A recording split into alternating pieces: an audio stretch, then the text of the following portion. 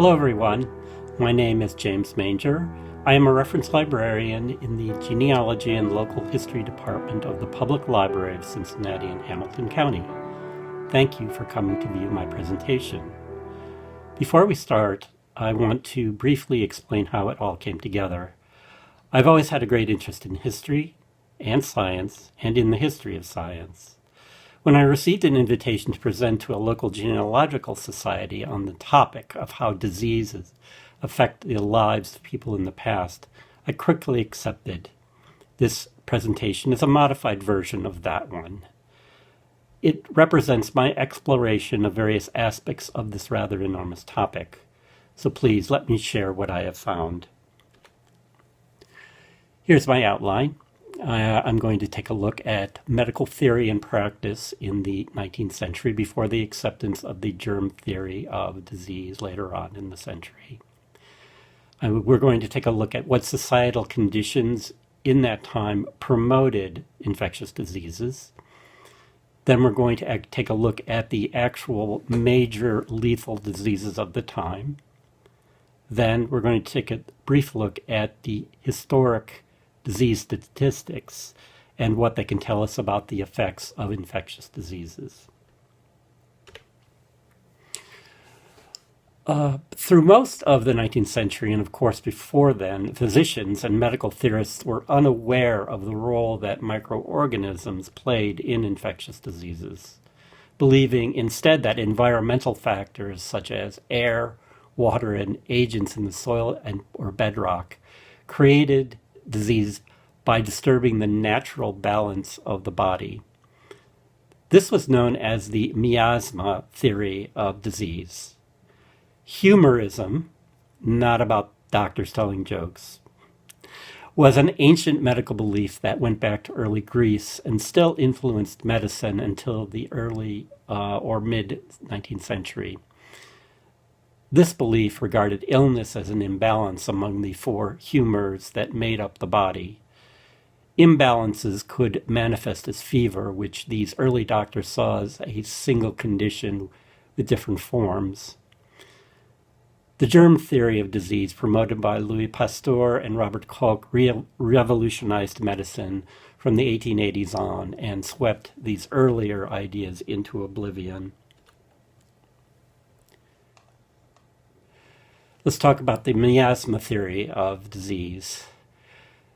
There are poisonous vapors that come from rotting vegetable matter. Locations could be seen as healthy or unhealthy due to the presence of that rotting material. Rotting vegetation in wetlands and in forests were seen as sources of disease in farmlands or newly settled areas. Urban streets, which were normally pretty filthy, filled with rotting waste from garbage and human and animal waste, produced diseases from the odors that came from that material. The inside homes, the fumes from dampness and the lack of ventilation could be seen as sources of disease at that time. So, what do you do when your body's natural elements are knocked out by bad air? How about heroic depletion? This is as awful as it sounds. This consisted of induced bleeding, purging, which was induced diarrhea, induced vomiting, and sweating to shock the body back into natural balance. These practices were promoted by America's first nationally prominent physician, Benjamin Rush, who was a signer of the Declaration of Independence. And these ideas were so common that the period between 1780 and 1850 have been given the name the Age of Heroic Medicine. This photograph here is really one of the few surviving photographs of a bloodletting. This photo is from 1859. I also have included a cover of a medical treatise, also written early in the century, which indicates the very serious way that physicians at the time regarded the effectiveness of bloodletting.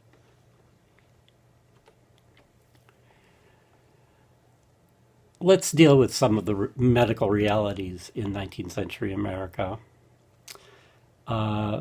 We have medical theories of disease that were extremely inaccurate.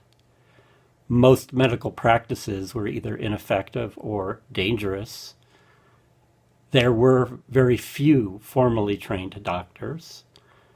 There was little formal education for physicians. There are many, many untrained or fraudulent practitioners. But out in the frontier or in rural areas, there are actually very few doctors of any kind at all. So what happens was that most illnesses were treated at home. And there was, at that time, very little awareness of the need for sanitary conditions or public health. Doctors were of some value with regard to surgery, but not necessarily with general medical conditions. There is a kind of an irony here in that you couldn't get to see a doctor because they were too expensive or they were generally unavailable. But on the other hand, maybe that was a good thing because you really didn't want any of them touching you. Home care really wasn't a bad idea, and there were many women, nearly all of them who were without medical or nurses training, serving as healers in their own homes and throughout their own communities. Let's look at the social, economic, and environmental factors behind infectious diseases. I've listed them here. They have overcrowding and poor housing, malnutrition, unsanitary conditions leading to unclean water, transportation, trade and travel, settlement, and childhood. The kinds of infectious diseases a people suffer from reveals much about their way of life. Disease pathogens follow human beings closely and adapt to take advantage of how they live, how closely they live together, how and what they eat and drink, how and where they move about. Let's look at these factors more closely. Crowding people together continually is an optimal way to spread communicable diseases. With the growth of towns and cities, the number of the urban poor also grew, with the consequent cramped dwelling spaces. Other common places with dangerous overcrowding were hospitals and clinics, jails and prisons, army encampments and naval ships, and many factories and shops. Bad housing exposed people to disease-carrying vermin and lice, as well as extremes of heat and cold, which weakened health in general. Prime examples of the infectious diseases which would have thrived in these situations are tuberculosis, typhus, measles, influenza, and strep infections like scarlet fever. Actually, pretty much any communicable disease would have done well here. Hunger, poor nutrition, and even starvation could affect people in all time and place. Although the urban poor often went hungry, a bad harvest could lead to food shortages in the countryside.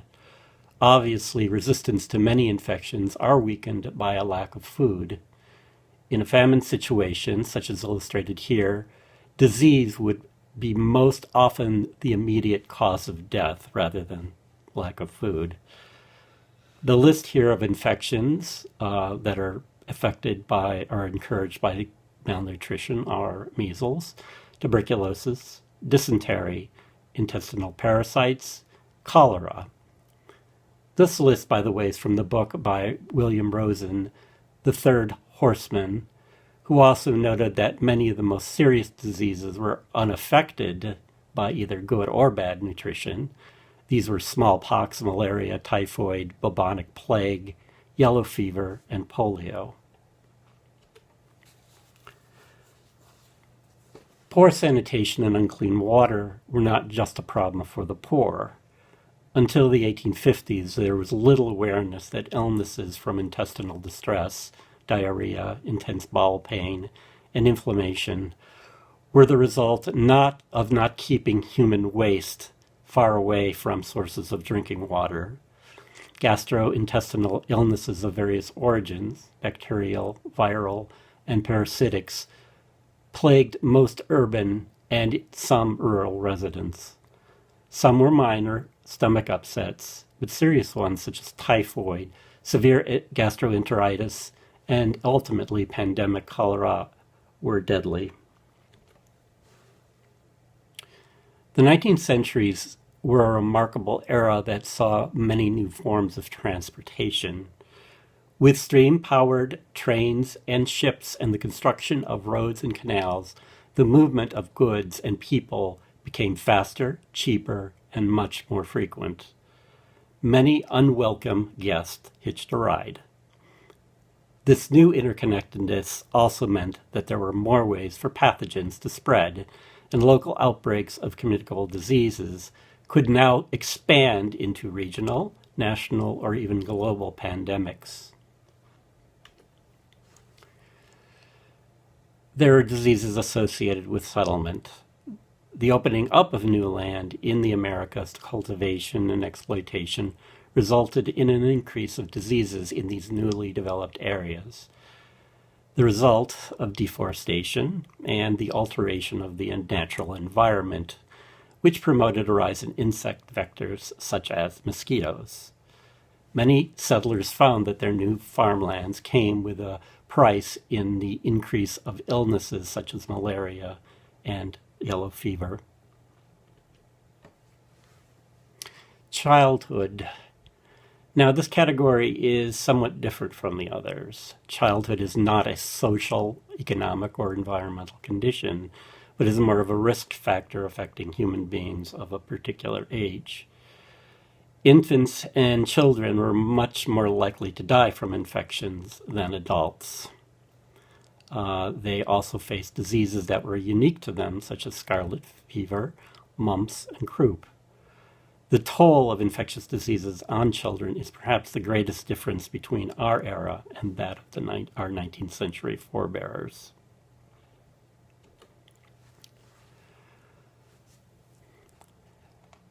Maybe we should go over a few terms that affect the general concept of disease. Not all diseases are infectious, which means the result of an outside organism entering the body. Some diseases are the result of internal factors, such as genetic predispositions or injuries that occur and cause malfunctions in the body. Examples of these are cancer, autoimmune diseases such as lupus or rheumatoid arthritis, and arterial sclerosis. Not all infectious diseases are communicable or contagious.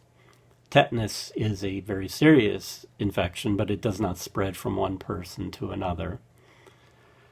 The terms endemic, epidemic, and pandemic used by epidemiologists refer to the state of a communicable disease within a population, whether it is in a steady state or whether it is in a state of expansion in the population. The terms morbidity and mortality mean, respectively, unwellness as a result of a disease and death from a disease.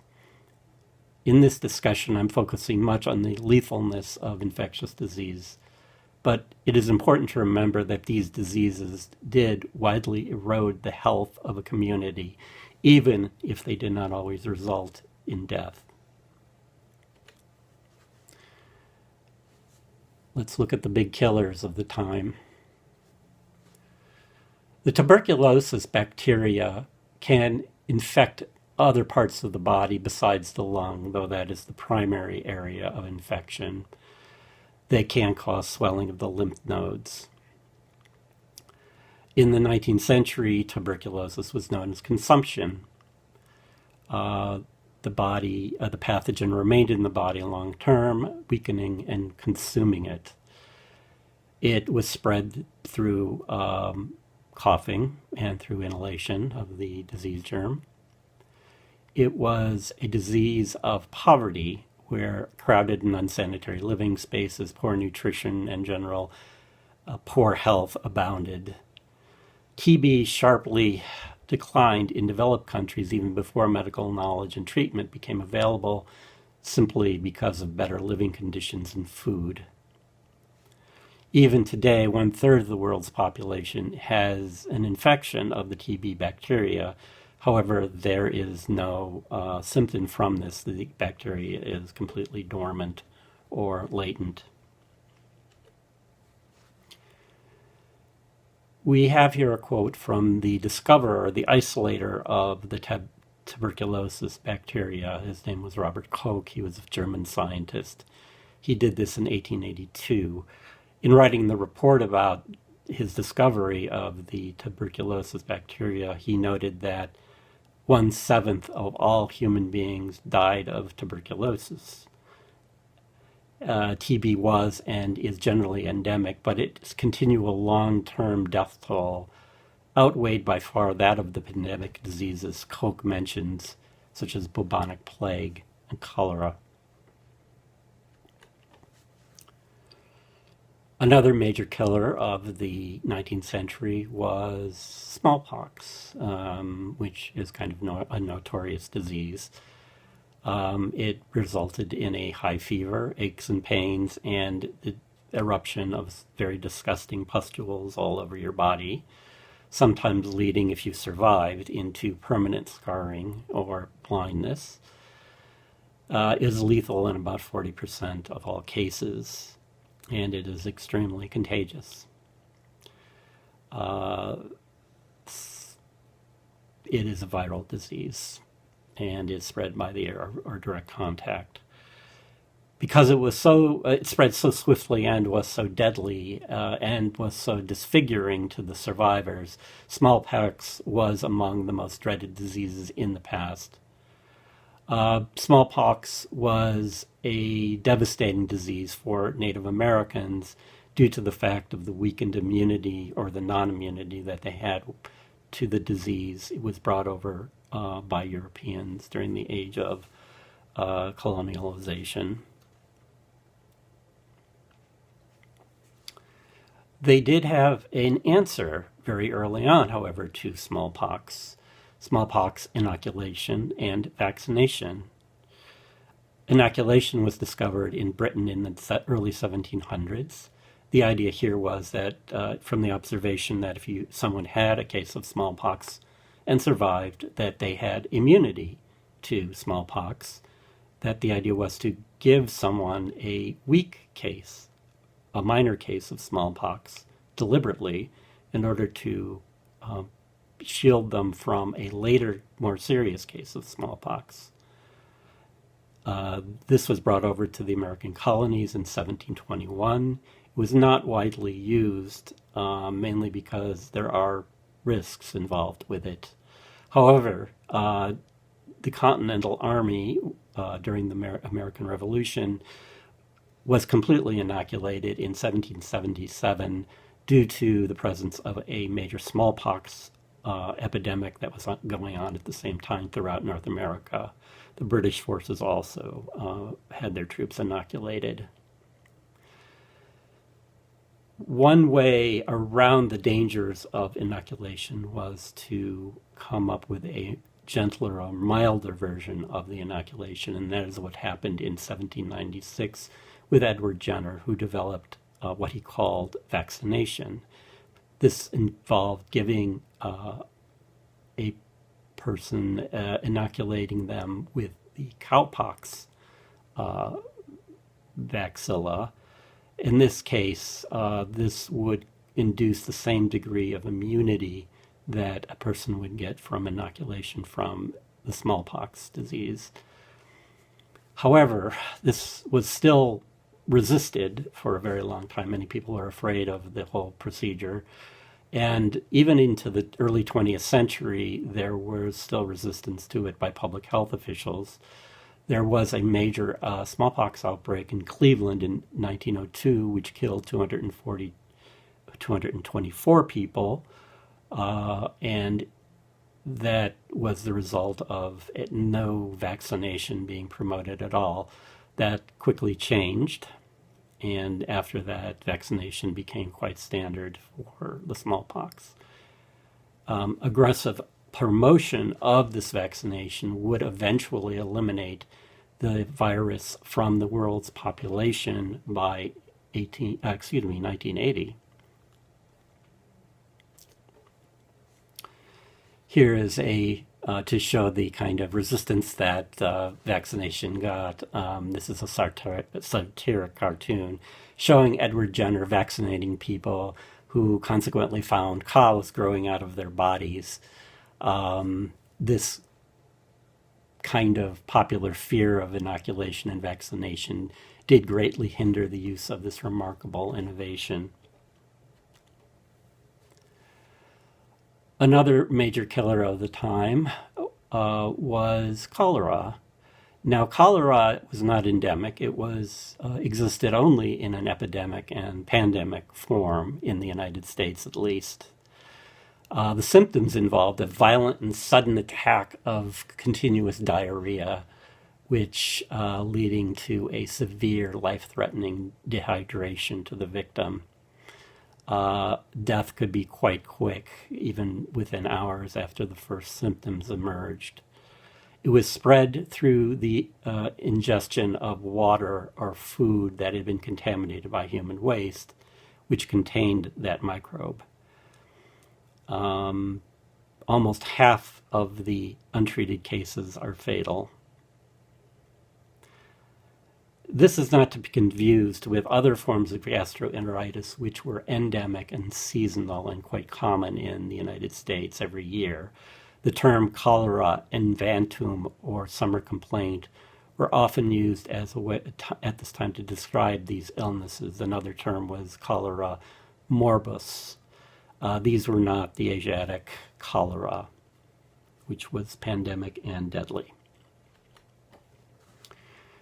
The birthplace of cholera is the Bay of Bengal region in northeastern India. The transformation of this sort of local epidemic disease into a global pandemic was the result of European trade and imperial control in India. British soldiers, warships, administrators, and merchants entered and left India, frequently transporting the disease to many other parts of the world. Now, Ohio was affected by all 5 of the cholera pandemics that swept through the world during the 19th century. The 2 that stand out most for us were 1832 and 1849. Cities such as Cincinnati, Columbus, and Cleveland were heavily impacted. There were over 5,000 deaths in Cincinnati, Ohio. The lack of effective sewer systems or water supply in large cities left urban residents vulnerable to fecally contaminated water, which carried the pathogens. It should be noted that rural areas who were not dependent on a single source of water, such as a reservoir, often did better in this regard. I want to show you this sad document here. This is the burial register of the Old St. Mary's Church from July the 3rd of 1849.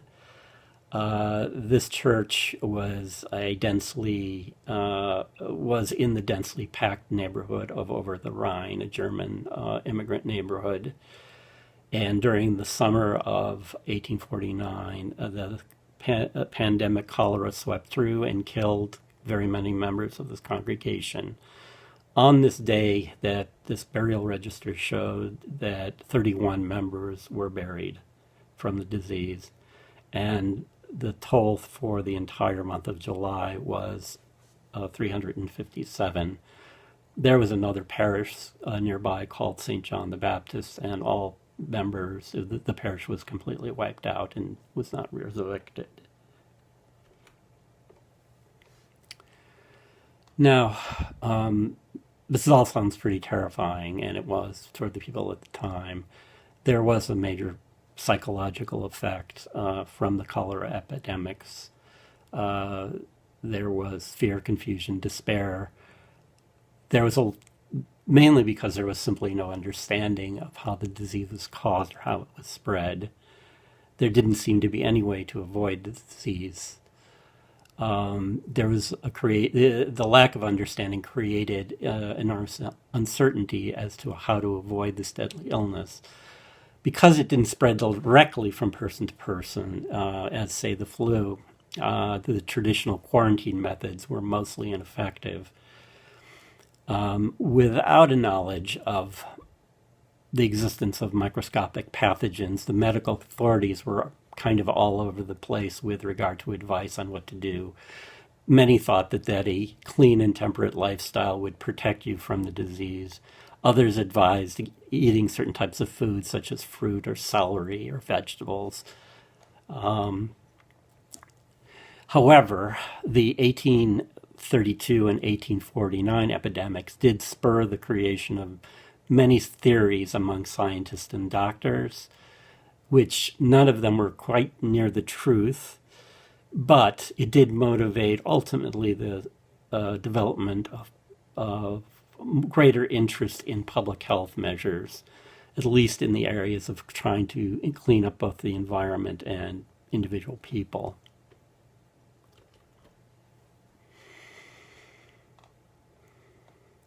Now, some of the same environments that kind of favored malaria were those that also favored yellow fever, which was an area that had a large number of mosquitoes, wetlands, or newly developed farmland. Yellow fever is quite a unpleasant disease, but most cases were mild. But in about 15% of the cases, it became quite toxic, and with jaundice, which gave the name of the disease. And there was intense abdominal pain, black vomit, bleeding from your nose and mouth and eyes. About half of the people who got into that phase died from that. There were major outbreaks in Philadelphia in 1793, where about 10% of the population died. It was endemic in the southern states of the United States, but it exploded into a major epidemic in the Mississippi Valley in 1878, which killed well over 20,000 people. And there were occasional cases at that time of the epidemic appearing in Ohio. Let's go on to childhood diseases. The major killer of children in this era was scarlet fever. There were other serious infections that affected children, that plagued children in this time, but scarlet fever was the one that had the highest death toll. It was caused by the same bacteria, the exact same bacteria which causes strep throat in adults, but in children, due to their less mature immune systems, it kind of manifests as a rash, which gives the disease its name. And I should tell you that the rash is very itchy because I had it when I was 10 years old, and it was quite unpleasant. The bacteria release toxins, which is what causes the rash in children, but not in adults. And those toxins and the bacteria can lead to kind of a quickly overwhelming the child's resistance, and it would lead to death within a few days. Those same toxins and infection can move to the heart, kidneys, and other organs. Here is our rogues gallery of child-killing diseases in the 19th century. All of these are serious conditions which either only developed in children or were disproportionately fatal to children. Measles, while not extremely deadly, was extraordinarily contagious. These infectious diseases often reached epidemic levels in many places throughout the 19th century. Many infants were sickened by respiratory illnesses such as croup and whooping cough, and intestinal diseases, which at that time were called cholera infantum. They very often died from these acute conditions.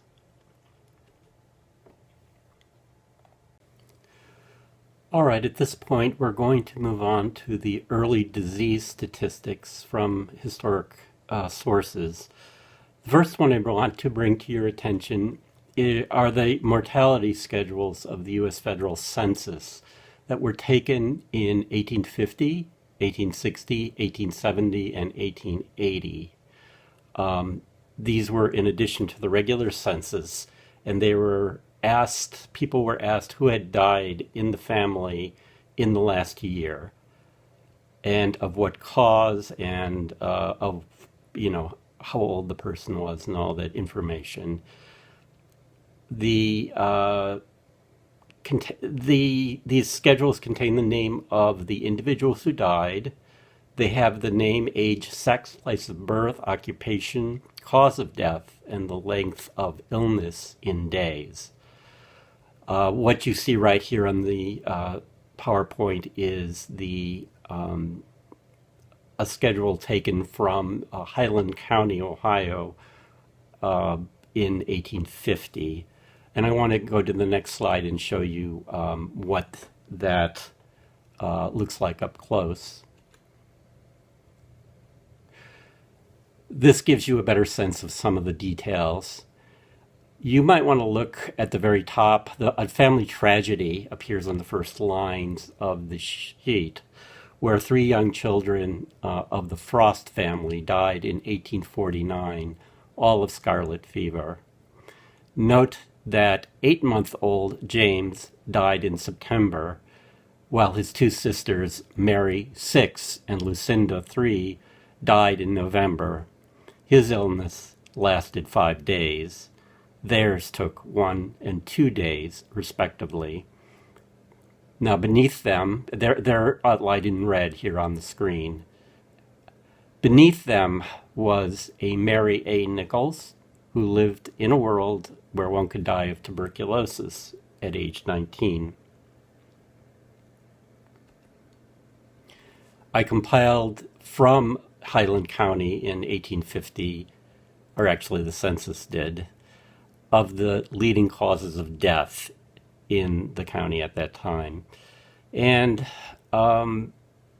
it basically shows that in 1849, 1850, consumption, that is tuberculosis, was the reason for 16% of all the deaths for any reason, even higher, which was even higher than Robert Koch's estimation of 1 out of 7, which was 14.3%.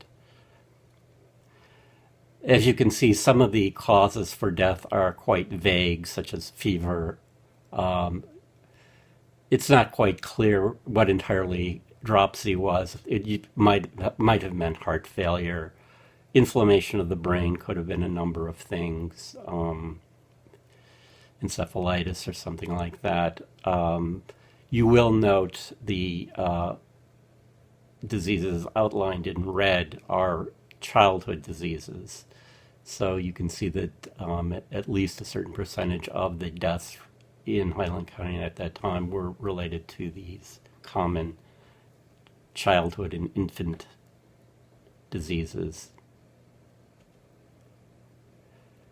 One thing that really is kind of eye-opening when you look at the statistics in Highland County from this 1850 census is the age breakdown of how old people were when they passed away. We can see that disease is significantly more fatal to children, particularly infants and even young children, than to adults. Checking out, you see that at 10 years age and younger and under, well, actually what it means is that in that year, 42% of the people who died that year were 10 years old or younger. 49% were people who were 18 years and under, meaning that half of the people, well, I won't say half of the people, it's just to say that disease affected young people quite a lot more, startlingly more, disproportionately more than older people.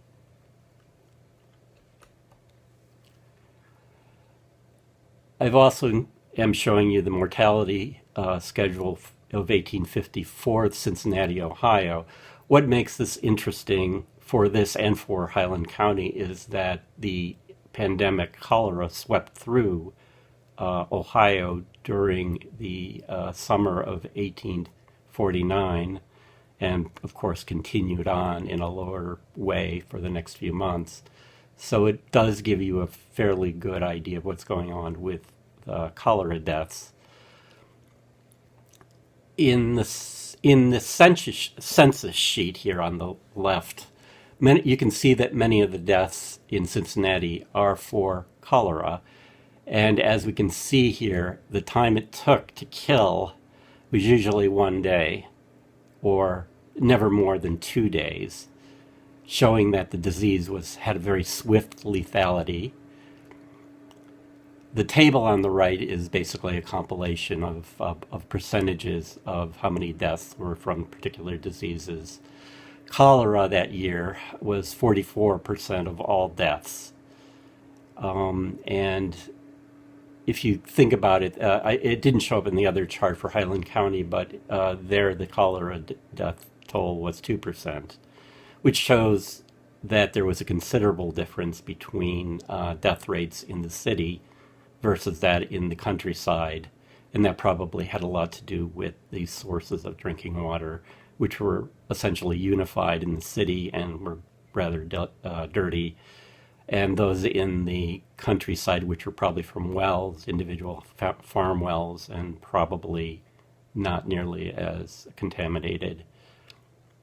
You'll also note that for tuberculosis that year, it was a pretty light year. That only killed off 5.3% of all the deaths recorded.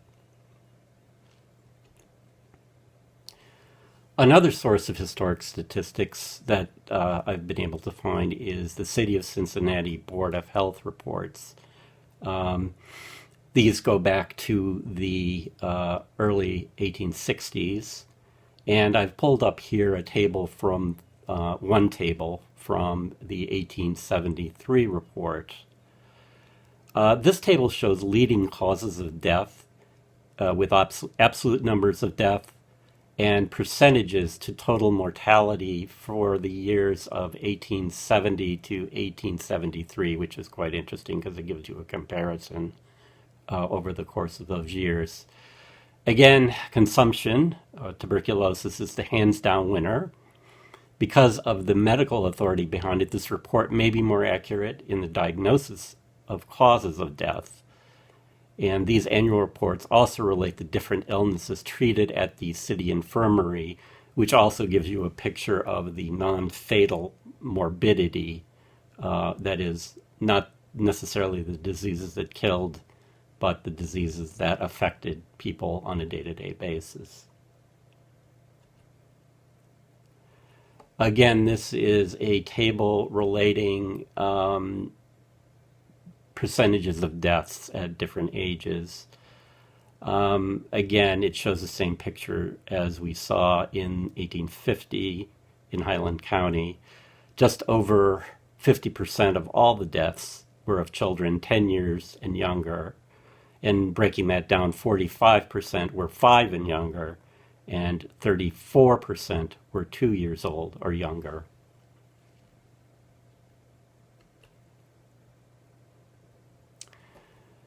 The major infectious diseases of the 19th century began to disappear in the 20th century. TB was still dangerous by 1944 when this chart was created, but it was quite diminished, as you can see.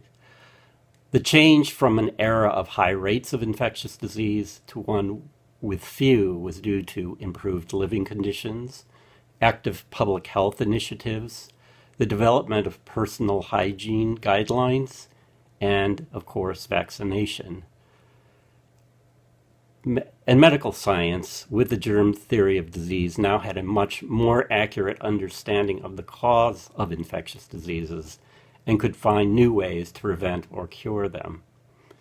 Viruses were finally identified in the 1930s, and antibiotics to treat bacterial infections came into use, more widespread use in the 1940s. And those were able to kill and treat many diseases.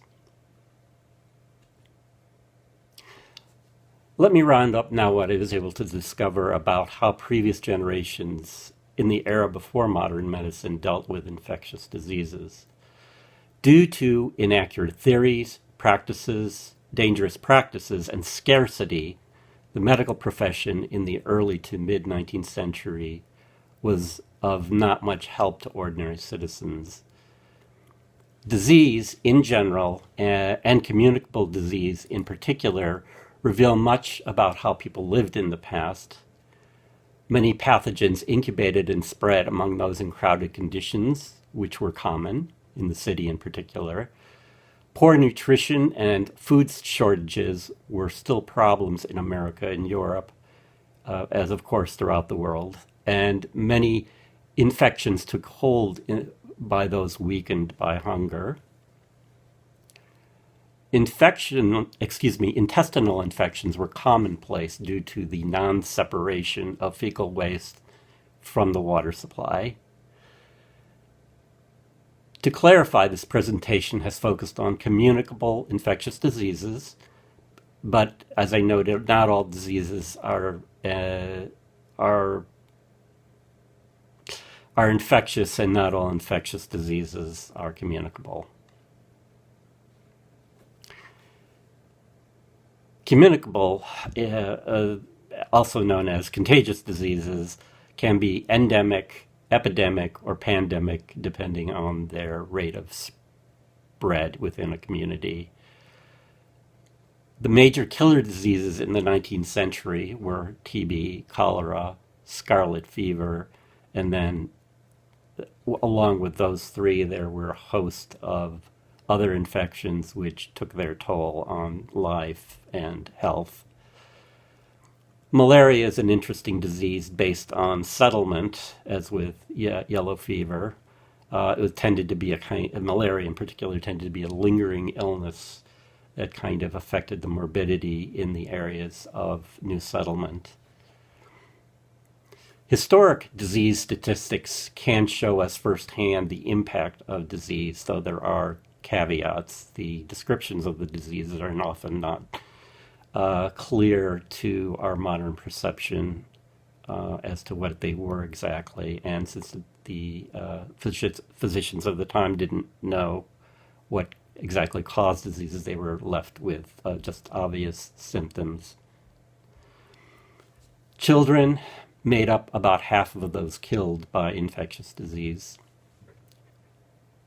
And the common diseases of the 19th century disappeared with better living conditions, public health measures, vaccines, and finally, antibiotics.